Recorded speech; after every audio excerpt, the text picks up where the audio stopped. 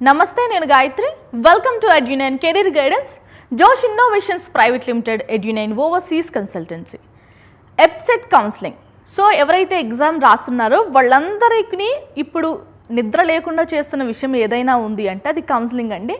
ఎందుకంటే ఇన్ని సంవత్సరాలు కష్టపడి చదువుకున్నాము.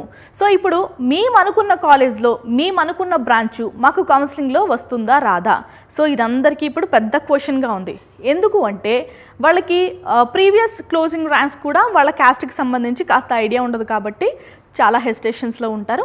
మీరందరూ ఏం చేస్తారంటే మన ఛానల్లో ఇప్పటికే ఏ కాలేజ్ యొక్క క్లోజింగ్ ర్యాంక్ క్యాస్ట్ ఆధారంగా చేయడం అయితే జరిగిందండి. మీరు సో ఆల్రెడీ కాలేజ్ సెలెక్ట్ చేసుకుని ఉంటారు. ఇప్పుడు సిబిఐటి అనుకోండి, సిబిఐటి ఎడ్యునైన్ కెరీర్ గైడెన్స్ అని టైప్ చేస్తే మీకు ఆ కాలేజ్ యొక్క క్లోజింగ్ ర్యాంక్స్ అన్ని బ్రాంచెస్కి సంబంధించి మీకు ఓపెన్ అవుతుంది. ఖచ్చితంగా ఓపెన్ చేసి చూడండి.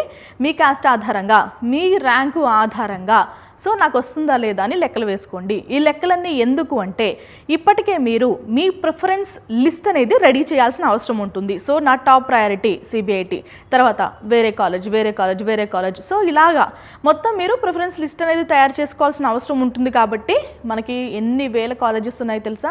సో అన్ని వేల కాలేజెస్లో మళ్ళీ మనకి బ్రాంచెస్ కూడా పెట్టుకోవచ్చు. ఇప్పుడు సిఎస్సి పెట్టుకోవచ్చు, నెక్స్ట్ ఇమీడియట్గా ఈసీ పెట్టుకోవచ్చు, ట్రిపుల్ పెట్టుకోవచ్చు. కాబట్టి చాలా ఆప్షన్స్ అయితే మనకి వచ్చే అవకాశం ఉంటుంది. కాబట్టి మీరు ఏం చేస్తారంటే ఒక 200 లిస్ట్ అయితే రెడీ చేయండి.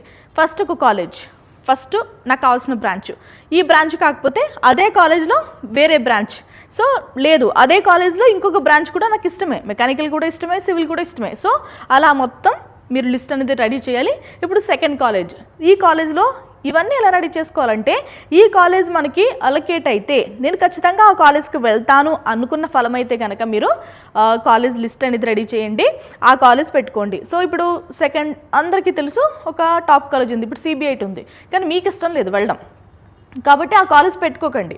ఇష్టమన్న కాలేజ్ వస్తే ఖచ్చితంగా వెళ్తాను అనుకున్న కాలేజ్ అయితే మాత్రమే మీరు పెట్టండి. అండ్ మనకి 2-3 ఫేజెస్లో జరుగుతాయండి. First phase, second phase and third phase జరగచ్చు, లేదు అంటే ఫైనల్ ఫేజ్ జరగచ్చు. ఓకేనా?